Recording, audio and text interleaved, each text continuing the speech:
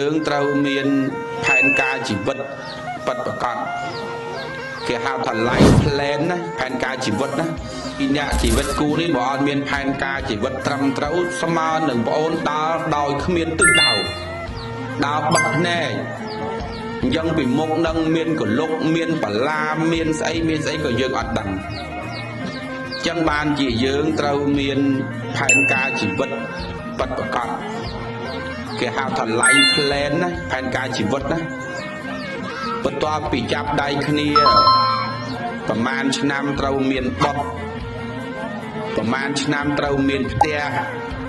ប្រហែលឆ្នាំត្រូវមានឡានជិះប្រហែលឆ្នាំយកកូនមួយទៀតប្រហែលឆ្នាំមានអាជីវកម្មផ្ទាល់ខ្លួននេះសិតតែជាផែនការជីវិតរបស់អ្នកមានគូហើយដូច្នោះហើយត្រូវយកដំបូលមានដែលធ្លាប់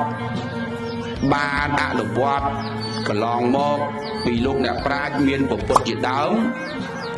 យកមកចែករំលែកជូនដល់បងអូនទាំងពីរប្រាំព្រោះយើងជាអ្នកថ្មងថ្មីលើលោកអាចារ្យចំណាំនិយាយថាគូស្វាមីភរិយាថ្មីចឹងញោមឲ្យតាថ្មីវាមិនចេះស្រួលទេដំបូងគូដែលតឹមប្រទេសថ្មីមុននឹងយកចូលនឹមគេពង្រៀបសិនហើយពង្រៀបប៉ុណ្ណឹងហើយនៅមានអ្នកដឹកមុខទៀតខ្លាចវាផ្អើលចឹងជីវិតគូនេះក៏ដូចគ្នាត្រូវរៀនសូត្រអនុវត្តតាមលំអានលោកអ្នកប្រាជ្ញមានពុទ្ធជាដើមព្រះសម្មាសម្ពុទ្ធជាបរមគ្រូព្រះអង្គបានទូលមានព្រានបដៅដល់កូនចៅអ្នកមានគូដើម្បីឲ្យជីវិតគូនេះរស់នៅមានសុខសុភមង្គលគូស្វាមីភរិយាត្រូវតែ